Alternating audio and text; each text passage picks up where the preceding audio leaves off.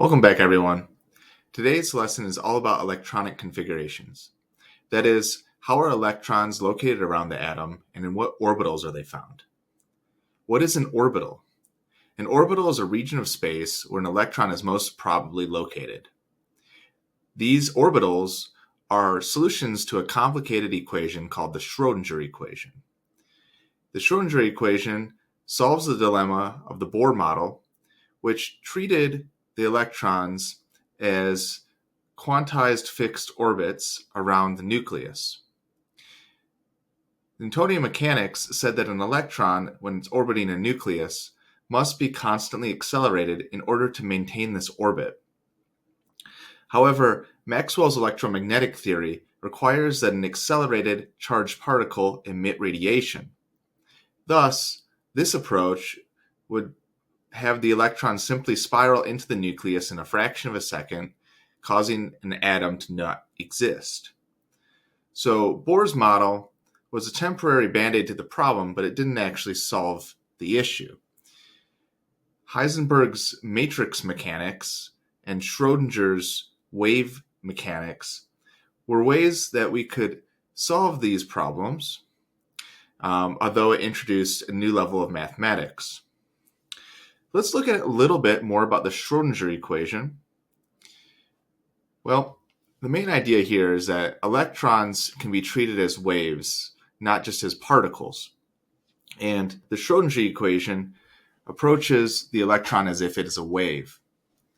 So all the information about the electron and its state, such as its position and energy, is found within this function. The solutions to the equation yield specific energy levels that the electron can occupy, such as those energy levels we were investigating in the last lesson. These are also quantized, meaning they can only have certain specific energy values. The solutions define atomic orbitals, those regions where the electron is most likely to be found, and each of these atomic orbitals is going to have a characteristic shape and a characteristic energy. This is what the Schrödinger equation looks like in differential form.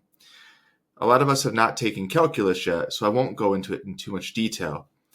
Here we have a function which is defined by the Greek letter phi, and we have the position of the particle as x, and a potential energy function which defines how that electron is attracted towards the nucleus. And then we have the energy as a term that's multiplied by the wave function. So in order to solve this, we need to make use of some calculus, and that's outside of the scope of this class. One thing I wanted to point out, though, here is that each of these solutions to the Schrödinger equation has specific quantum state. That is, they're defined by three variables, n, l, and m. And we'll go into each of those today and how that helps us understand the electronic configuration in a way that is easy for us to work with. The wave function itself is a product of a radial component and an angular component. Most of us are used to working in Cartesian x, y, and z coordinates, but a lot of times quantum chemistry makes use of spherical coordinates. So what we can see on this figure here is we have a sphere, and there is some region of space that is bounded by this section that's defined here in blue.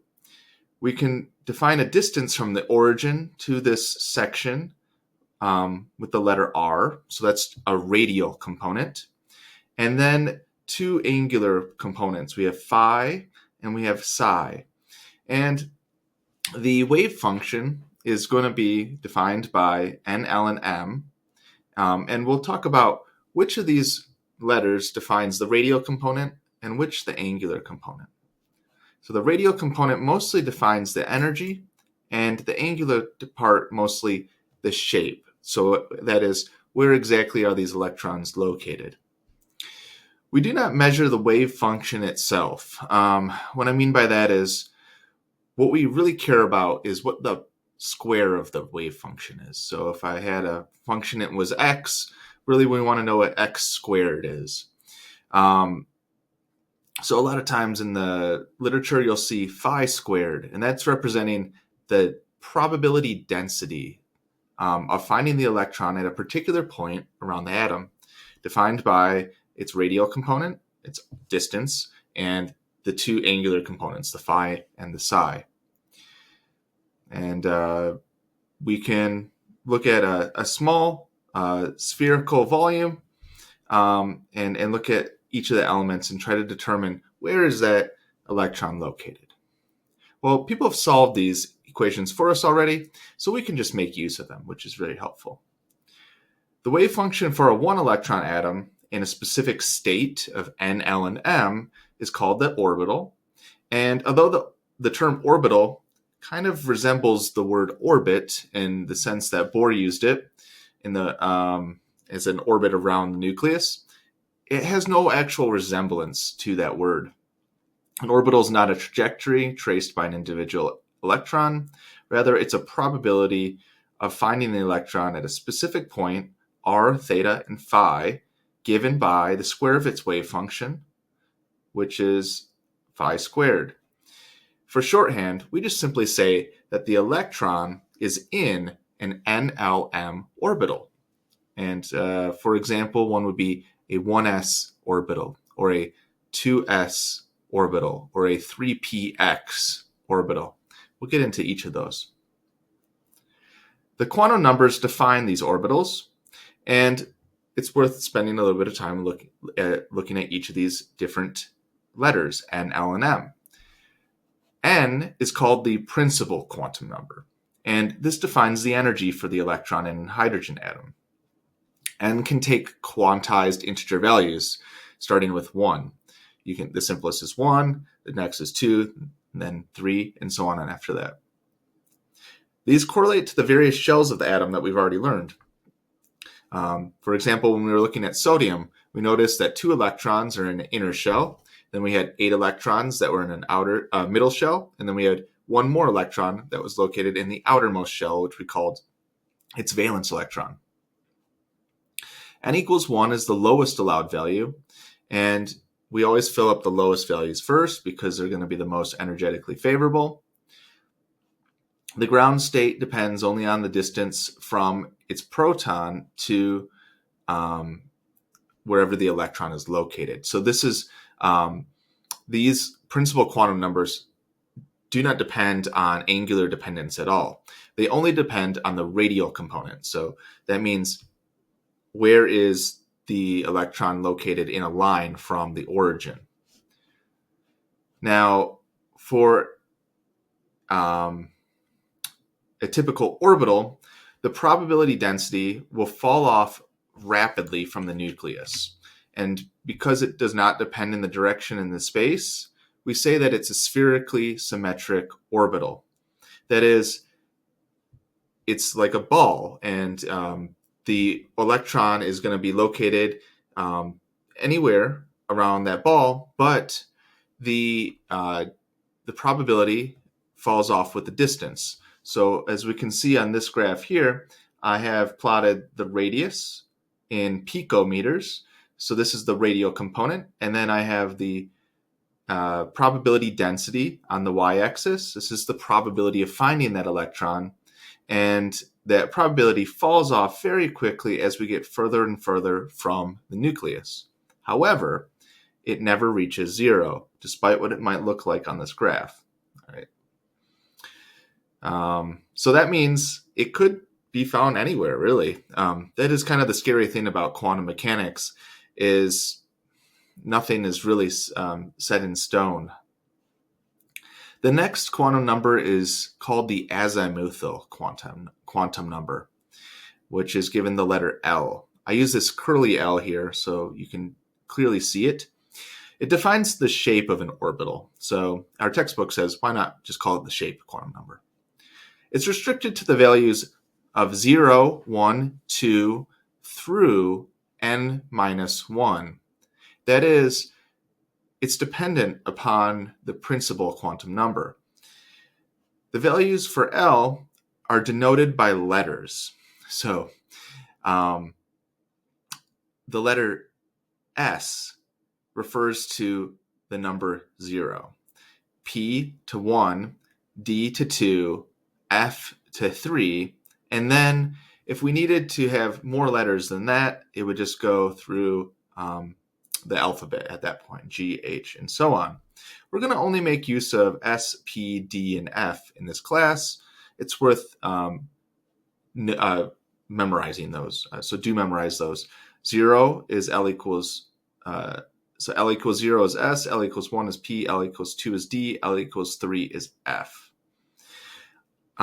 It's common to see that these letters will be paired with the principal quantum number. So, for example, when I have the n value equal to 2 and the L value equal to 0, we say we have a 2s orbital. And let's instead look at a case where we have L equals to 1. When we have L equals to 1, now we've changed the shape of the orbital, and the electron can't just be found at any phi and psi value. It's actually prohibited from being in certain locations. You can see that really clearly in this third image, where I have a region where there's no dots.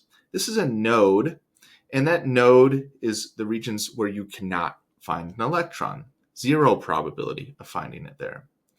So unlike a spherically symmetric orbital, non-spherically symmetric orbitals like these p orbitals do have 0 probability spaces.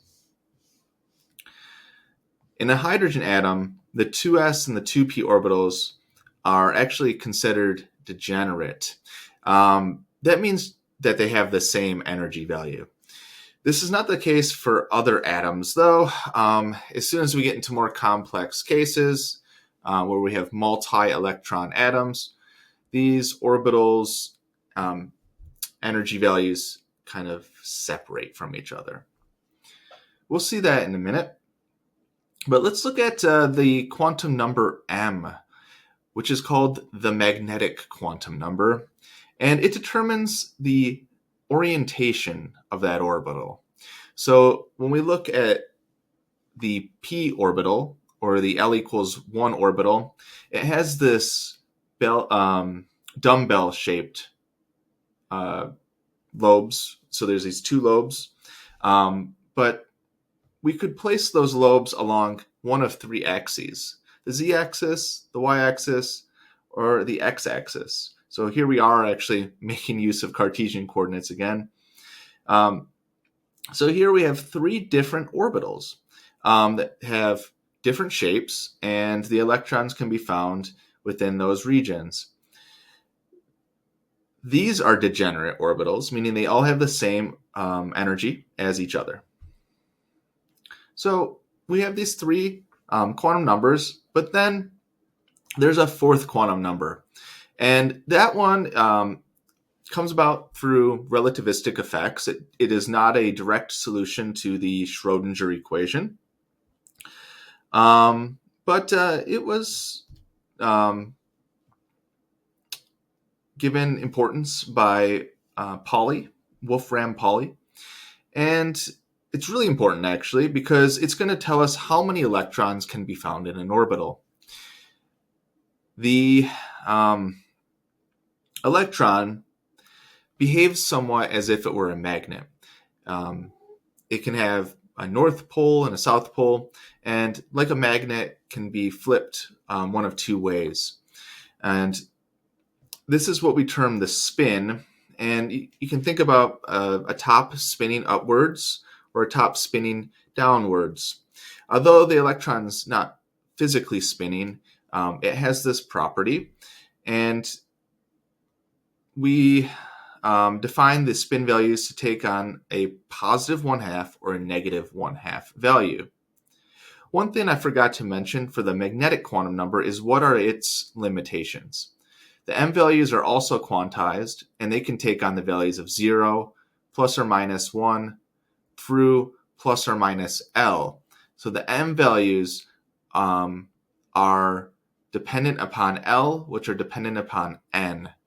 But this spin quantum number just has this plus or minus 1/2 value.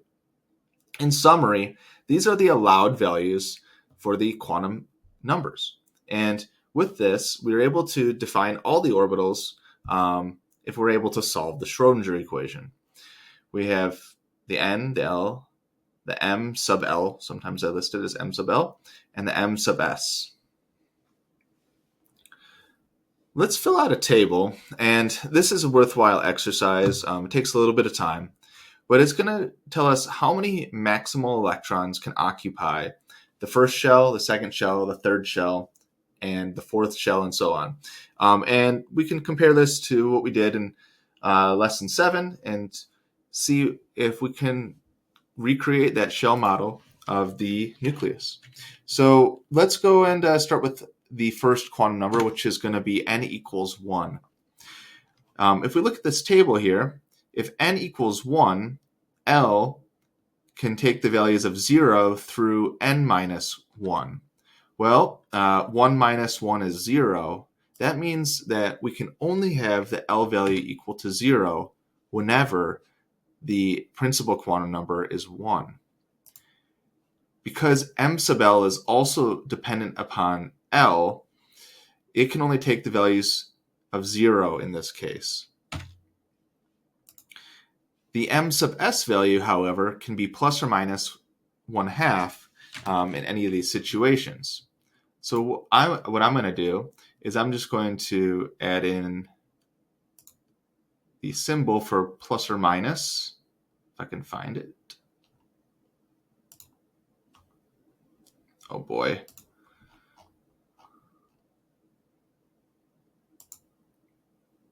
It's sometimes hard to find everything in here. We're just going to write it like this: plus or minus 1/2. All right. So the max number of electrons, and that might just get confusing. So let's just do it like this. The max number of electrons here can just be 2 in the first shell of the atom. So 2 electrons in the first shell of the atom. If we start filling up the second shell, the L values can now take on the value of 0 through 1. The M sub L value when L equals 0 is always going to be 0, and that but when it's 1, it can be 0 through L plus minus L. So we can have 0, -1, and +1. Let's write it in order. -1, 0, +1. And since M sub S can equal plus or minus 1/2 in each of these cases, what's the max number of electrons that can be found for when N is 2 and L is 0? Well, that would be the same as above, 2. But when it's this, we have 3 different orbitals where each orbital can occupy 2 electrons. So we have a total of 6. And then when we go here, when we add up all these together, 2 and 6 gives us a total of 8. All right, so far this is seeming to work. We get to n equals 3, and we start off with L equals 0, L equals 1, through L equals 2. So that's 3 minus 1 is 2. That's the maximum value for L. What is that type of an orbital called? Well, this one's an S. This one is a P. This one is a D orbital. Sharp principal diffuse. I believe that's the old spectroscopic terms. This one's 0. When L equals 1, our ML values can be -1 through +1. And then when L equals 2, it can be -2 through +2. Are you seeing the trend? Okay, so these are all going to be the same. We have 2, 6, 2, 6, And here we have 5 different orbitals now. And 5 times 2 is 10. That means we can have a total of 18 electrons. And then let's go and let's look at the 4th shell. The 4th shell introduces the 4th type of orbital. It's a f orbital. That's when we have L equals to 3.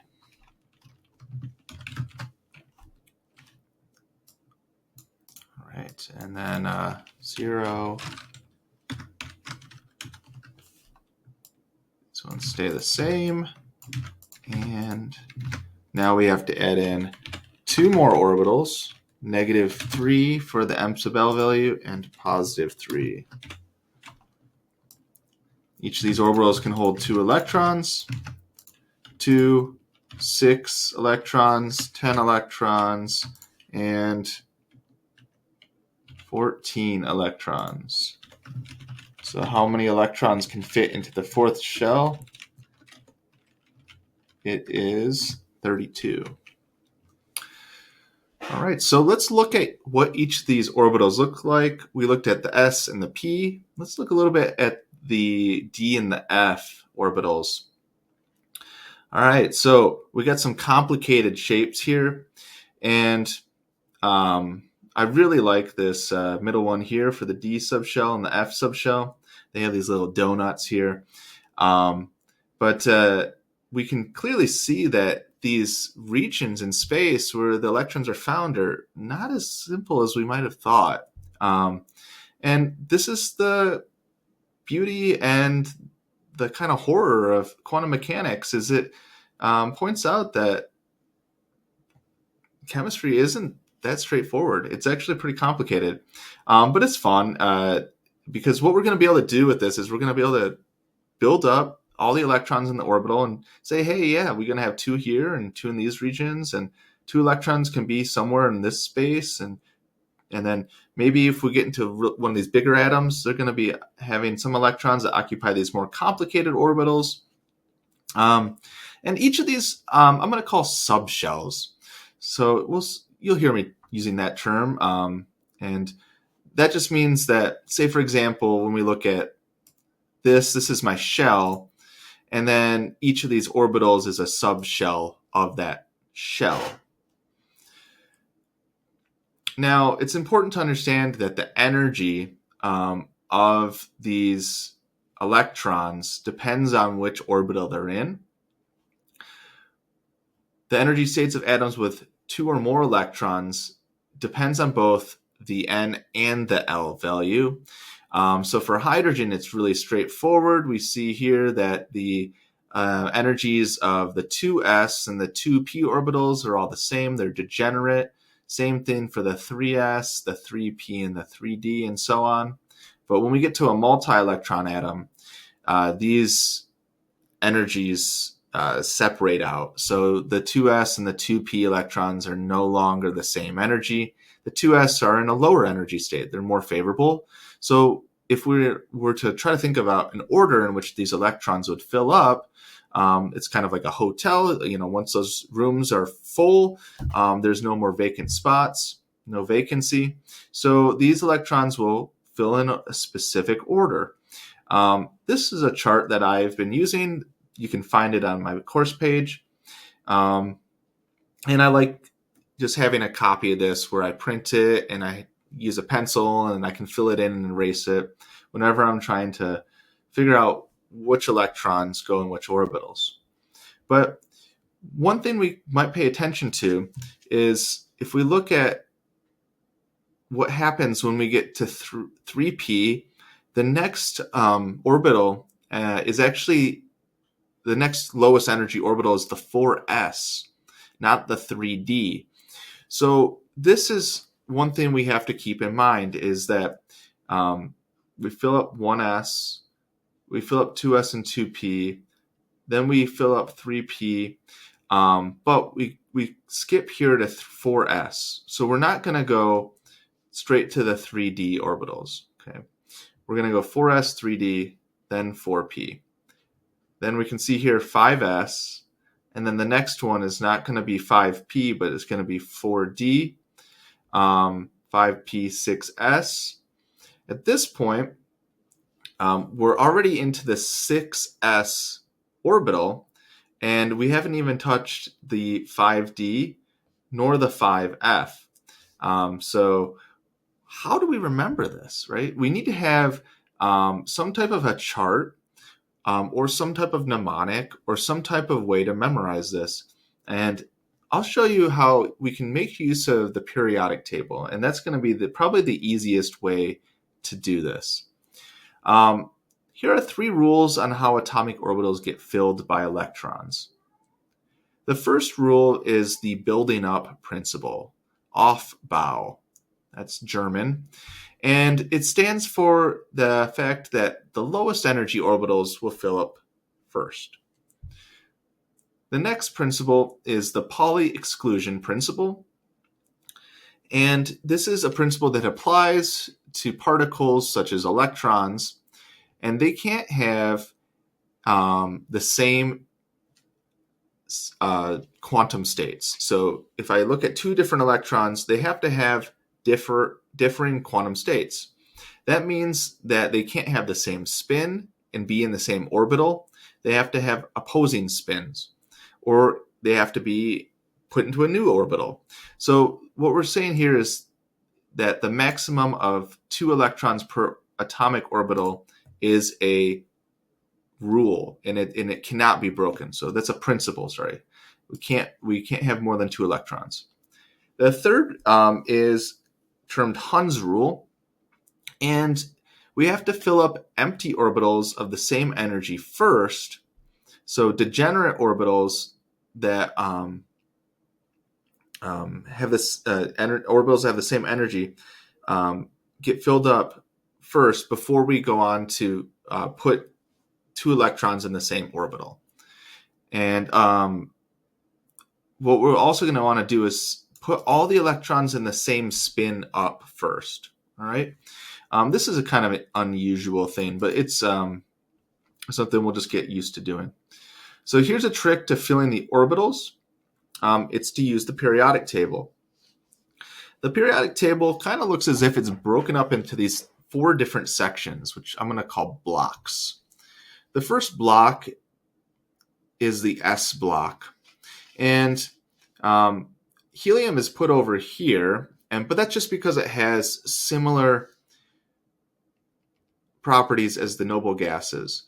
But for the purposes of this chart, we're going to move helium over to here, and the 1s orbital can have 2 electrons in it, as from the chart up above that we filled out. So 2 total electrons. So 1 electron for hydrogen and 1 electron for helium. After we've filled up that shell, we need to move into the 2s subshell. The second shell also comprises of the 2p subshell. Once we've filled up all the electrons in the 2s and the 2p, which is 2 and 6, and we can remember that there's going to be 6 because we just count the 6 elements that are located here. You can't see them. They're boron, carbon, nitrogen, oxygen, fluorine, and neon. But once we fill those up, we move on to sodium, which is the 11th element, and its valence electron goes into the 3s subshell. After we've filled up the 3s subshell, there's no elements listed here, so naturally we would think that we'd move over here to 3p. And after that, the next electrons go into 4s, and at this point, we move into the d block. And the first d orbital, we can see from up above, was listed right here. It's 3d. The 3d subshell is the first d subshell. And if we're keeping track here, the s block starts with 1, the p block starts with 2, and the d block starts with 3. Once those 10 electrons have been filled up, now we can put electrons in the 4p orbital, 4p orbitals. And we can see that here, 3s, 3p, 4s, 3d, 4p. So there we have the same exact pattern just from the periodic table. And let's go and fill out the rest of this. So 5s, then 4d, then 5p, 6s, and then in this one, we need to go to the F block. So the F block or lanthanide elements fit in between the element here and the element here. I'm forgetting what they are right now. But we fill out the 4F orbitals, and then we go back and we can put electrons in the 5D orbitals. Then 6P, 7S, then 5F, then 6D, then 7P. And at that point, we've used all of the orbitals up, or have we?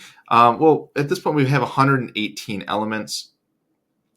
There are other orbitals that exist and they're higher energy, but those would just be excited state orbitals. So the next orbital would be an 8s one. All right, so let's look at how we can write these configurations in a more helpful way. What I'm going to term here is that the core electrons are all the inner electrons. So anything that's not a valence electron. And we'll typically abbreviate these in the short form with the noble gas configuration that I introduced in lesson 7. And the valence electrons are the ones in the highest energy electron shell. Highest energy. So the first element is hydrogen. Hydrogen has one electron. We can remember that because it's got one proton. And I'm going to use an arrow notation to indicate the spin of the electron. So we'll start by putting one electron with an up spin into the 1s orbital. The configuration is going to be written as 1s1. The number 1 refers to the principal quantum number. The letter S refers to the azimuthal quantum number, L equals 0. And the 1 here refers to one electron in that orbital. We have a total of one proton and one electron. And therefore, we only have one valence electron for hydrogen. Its inner electron is its outermost electron.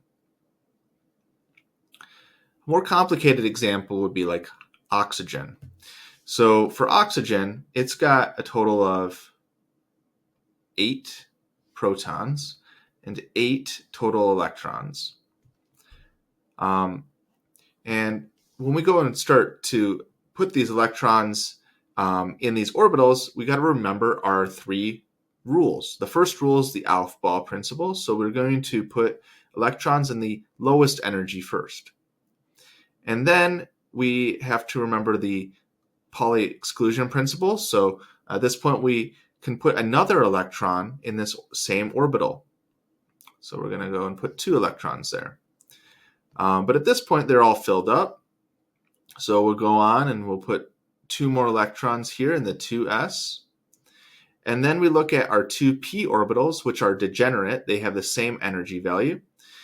We have a total of 4 electrons left to distribute. We'll go and we'll put 1 electron here. And before we pair it up, we're going to put another 2 electrons in these empty orbitals. And why do we put them in the empty orbitals first? Well, it has to do with the fact that electrons have a negative charge, and the electrons repel each other. So it makes sense that they would want to go in a new orbital if possible. However, at this point, before this electron goes and occupies a 3s orbital, which is much higher in energy, it would rather pair it with another electron. And it doesn't matter which one we put it in. We could put it here or here or here. They're all equivalent mathematically, so it doesn't matter. To write this electronic state, or its electronic configuration, we'll start by writing the lowest energy orbital first. 1s, and then the number of electrons that are in it, 1s2. We have 2 electrons in 2s, and then we have 3 2p electrons. So there's a couple ways we can write this. We can define each of those with a letter, with a coordinate. We could say that there's 2 electrons in the 2px. There's 1 electron in 2py, and there's 1 electron in 2pz. This is the extended or very long form, but most of the time we're going to see this listed as 1s2, 2s2, 2p4. So we'll group all of these together and just write 2p4. All right, now how many of these electrons are core electrons? From this figure, it's a little unclear, but although these 2p electrons are higher in energy, we group these electrons together to be the valence ones. So these are close enough in energy in that they're all defined to be valence electrons. So here we have 6 valence electrons and 2 core electrons. The short form for oxygen is going to be written by using the noble gas configuration. And if you have a periodic table nearby, definitely start making use of it. We're going to be able to see from the periodic table is that the first noble gas is helium. So this configuration down here, 1s2, could be represented by writing helium in brackets. The brackets indicate this is that short form notation, and then we follow it with the valence electrons, 2s2, 2p4. And here we have the electronic configuration for oxygen. When we get to silicon, now we're in the third shell, and we just need a little bit more practice here. So let's start by figuring out where silicon is on the periodic table. It's located in the same group as carbon. And, I'm going to pull up my periodic table.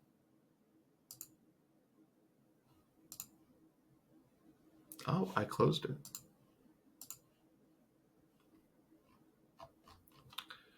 Just give me a second.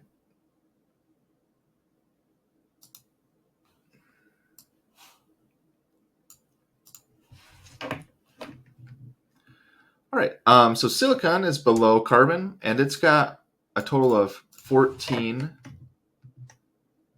protons. That means it's got 14 electrons in its neutral state. So we have silicon, and we can see that the last 2 electrons are going to be in this this 3p block. So there's a lot of shortcuts we can make, but let's just go and start doing the long way to begin with. We have 14 protons, 14 electrons. I always try to make things simpler, so I'm sorry. Let's go step by step. So we have 14 electrons. Go 1, 2, 3, 4, 5, 6, 7, 8, 9, 10. And I'll sometimes switch between this notation and this notation. This is just faster to write. So that's 10 electrons. That leaves us with 4 electrons left over. 1, 2, 3, and 4. So the long form here, 1s2, 2s2, 2p6, 3s2, 3px2, 3py1, 3pz0, or more simply, 1s2, 2s2, 2p6, 3s2, 3p, oh, I already made a mistake, 3px1, or 3p2, where we just group all those together here. Look at this. We're probably not going to make use of this long form. I will in lesson 13 make use of that a lot, but that's an optional lesson, and there's a home extra credit assignment if you'd like to do that when we get there. The short form for this would be to find the previous noble gas that could represent these core electrons. So the core electrons are these ones here. These are our valence. Core electrons, there's 10 of them. And the valence, there's 4 of them. Which noble gas has 10 electrons? It's neon. So we'll write the short form as neon, 3s2, 3p2. When we get to argon, this is a noble gas. And maybe pause the video, try this one yourself, and then unpause it, and I'll go through this one. Okay, so we have argon here. Argon has 18 protons, 18 electrons, and when we put the electrons in, and I do it the proper way, 1, 2, 3.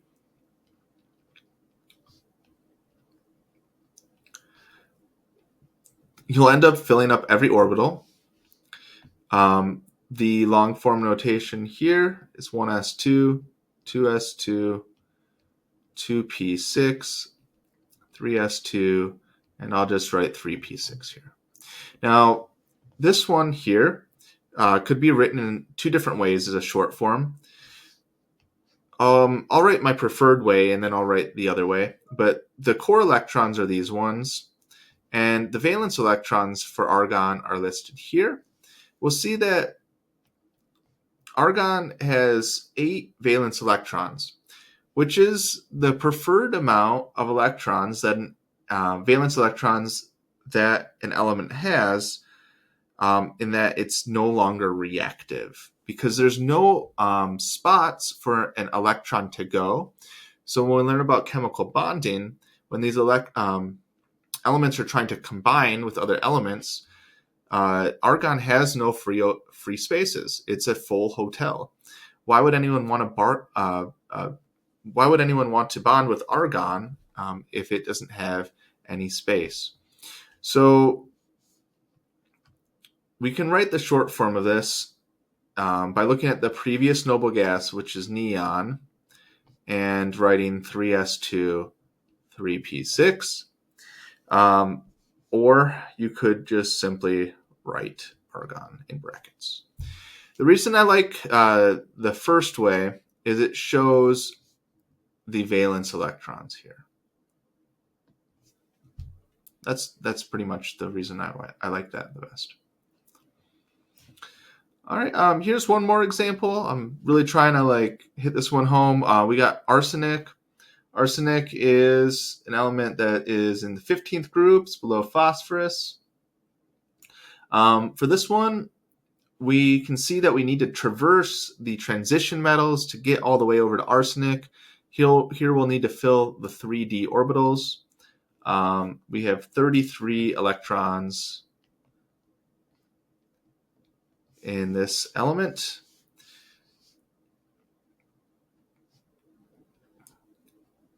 And we'll fill these all up.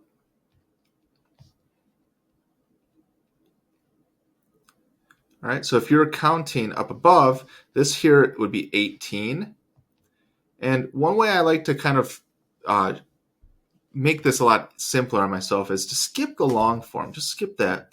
Go to the short form.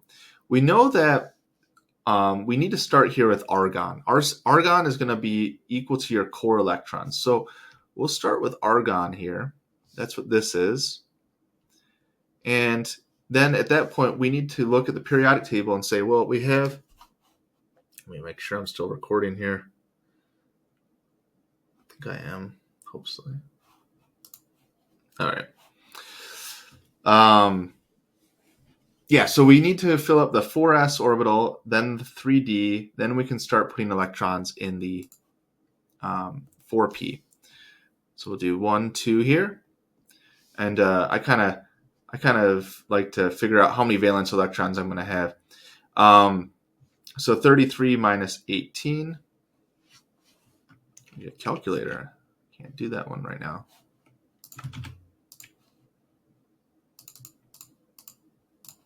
Okay, that's 15 electrons.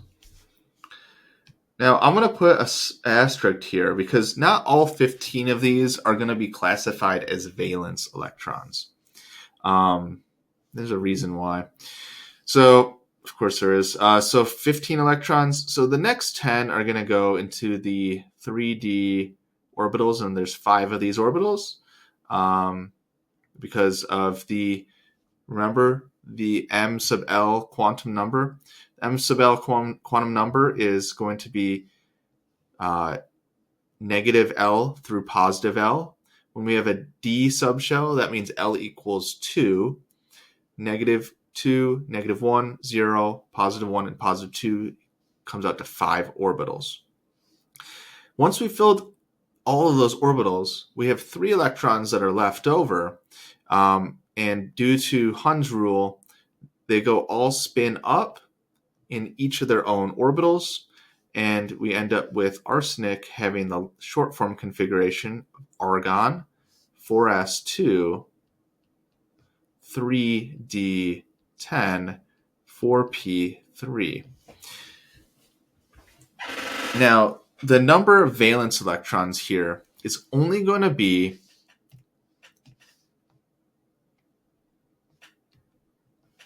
the electrons that are in the 4th shell. It doesn't, or the highest shell numbers. So it's really not 15. It's actually going to be just 5. So that's kind of an interesting thing. Even though the 3D electrons get filled after the 4s, they're still considered part of the core. So really we have 28 core electrons. Let me make that a little bit more clear.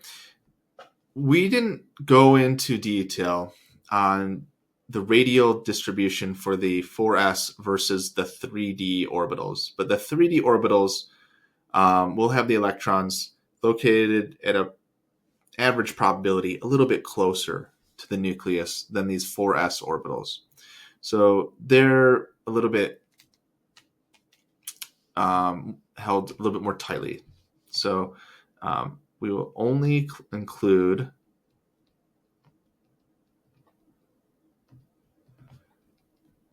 the highest shell number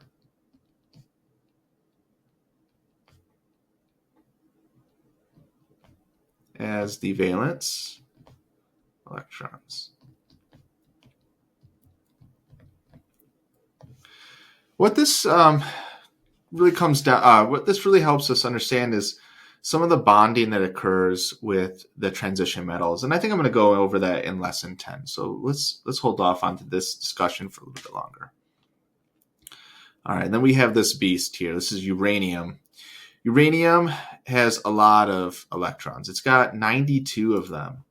Uranium is down here in the actinoid or actinide series. It fits in between radium and lawrencium. So we have actinium, thorium, protactinium, uranium. And let's see if we can figure out what the short form configuration of uranium is. I'm going to skip the long form here. This is just a lot of information. Well, trying to think if it's worth doing or not. I don't know. Nope, definitely not. So we got 92 total electrons. We're going to think smarter, not harder. The core electrons here are definitely going to include the previous noble gas. So when we find uranium on the periodic table, we want to think, what's the previous noble gas? Well, because these two asterisks are located here, we go to the left and then we go back around because it wraps, and we find that radon is the previous noble gas, Rn. So we can start there. How many electrons does radon have? Well, it has 86 protons, so 86 electrons. And that would correspond to everything in the 6s. So everything through 6s, 4f, 5d, 6p. So 6s, 4f, 5d, 6p. So all of these are what I'll just draw here, the core electrons of radon in yellow. So all of these are all filled up with 2 electrons each. Then what we have left over is 92 minus 86. Now that one I can do. That's 6 electrons that we have left over. Those 6 electrons are going to first go into 7s. And then we have a couple left over. We have 4 electrons left over. 1, 2, 3, and 4. So if we're following these rules that I laid out, we would think that the short form configuration of uranium would be radon 7s2 5f4. However, there are some minor exceptions. One of the exceptions is uranium. Uranium actually has a configuration where one of these electrons is not in the 5f, but is in fact located over here. So I'll put this in red, not because it's anything special, but just because it's an exception. And exceptions are useful to know, but I think it's more important to understand that there are exceptions than exactly like what they are, which ones they are. Some of them are important to know. So I'll lay that out in the next lesson, which ones are the most important. Let me make this a little more clear. But here we have, at least, that's pretty close, right? So, but let's look at, let's look at a few of the exceptions now. So, there are 2 major places where on the periodic table this ordering doesn't work as expected. The first is when an atom is 1 electron away from filling a subshell. A subshell like the 3D subshell, for example. And it could also be where it's 1 away from half filling a subshell, meaning like we're filling the 3D subshell and we have 1, 2, 3, 4 electrons here. And I want to put 1 more electron in there. I'm almost half filled all the orbitals. In those cases, the atom can move 1 of the electrons from a similar energy subshell and actually fill up or half fill up that subshell. That's part of the reason this is okay is because when we get to these regions here where we have like these exceptions, these energy levels are fairly close to each other.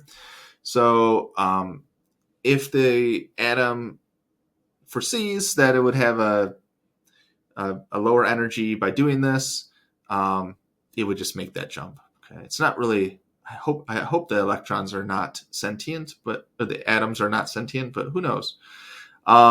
We are made of atoms, right? So where does consciousness originate? But probably in the atom. So here we can see we have chromium and molybdenum. These atoms are 1 electron away from half filling the D block. And then copper, silver, and gold are another huge exception, where these ones are 1 electron from fully filling the D subblock. If we go down here, we have 1, 2, 3, 4, 5, 6, 7, 8. Interesting. Let's see, 1, 2, 3, 4, 5, 6, 7, 8. Yeah. So gadolinium, for example, this one here is one too many electrons to half fill, so it'll actually move one of those electrons into the 5D. And so there's all these little rules and exceptions. Lanthanum and actinium, 57 and 89, those are also interesting elements in that they don't put an electron in the F block, even though they're in the F block. That's why a lot of periodic tables will list these ones in a different spot than I do in my table. But I think they work well where they are here on this table. So, but yeah, so here's some exceptions. Look those over. I think they're interesting. There again is some dispute over some of these, but they're not. I would focus on the major rules I just laid out. So one other thing I wanted to bring up is excited state configurations. And that's because we've been talking about how electrons can exist in different states. And when an electron is excited, it can absorb an electron. It can absorb a photon to move up into one of those states. And when an electron releases a photon, it can relax down to one of those other states. So it's worth noting how to write these excited state configurations. So the simplest example of an excited state would be simply flipping the spin state of an electron. So let's look at what the ground state of oxygen is. Remember, oxygen had 8 electrons. So 1, 2, 3, 4, 5, 6, 7, and 8. So that's the ground state of oxygen. So the simplest thing we could do is just flip the spin state of one of these electrons.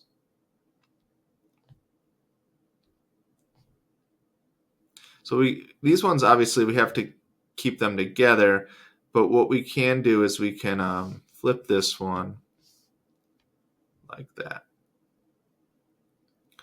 All right, so this is a kind of interesting type of excited state configuration. And when you have oxygen that is a spin state like this, it's termed, I hope I get this right, singlet oxygen, whereas this one's called a triplet oxygen state.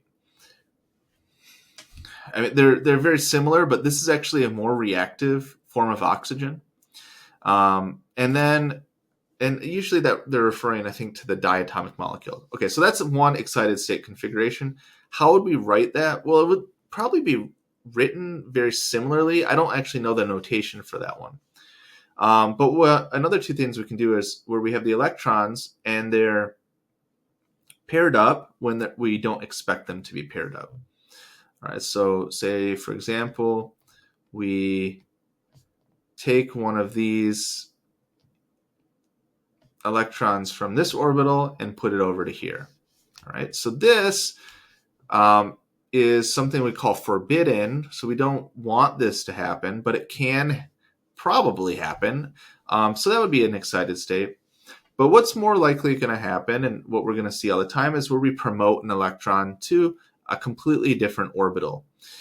So we have a case where we're going to move one of these electrons, and it's likely going to be the one that's paired up will go to the next orbital. Say, for example, the 3s. Now let me put that in green here. So if we focus on this last one here, and say we have oxygen, which I'll write like this, where we have helium. I want to make sure I get this right. Let's do it over here. We have helium, 1s, not 1s2, helium, 2s2, 2p6, 2p4. We add a photon of energy which we can refer to as Planck's constant times its frequency. And we'll talk about this last one over here. That would give us this new excited state, helium 2s2, 2p3, 3s1. And a lot of times what we'll do in these is we'll use an asterisk to indicate that it's an excited state. Let me just look at the book here, so make sure I get this right.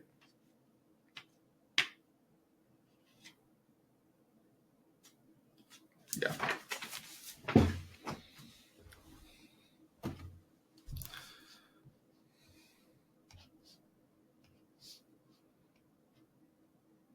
So what they will often do is we'll write the element outside of it. So if this is oxygen, this is an O for oxygen. And then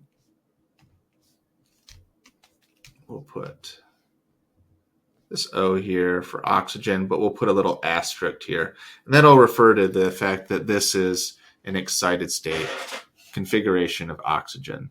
Yeah, and so that's electronic configurations and how electrons are arranged into orbitals.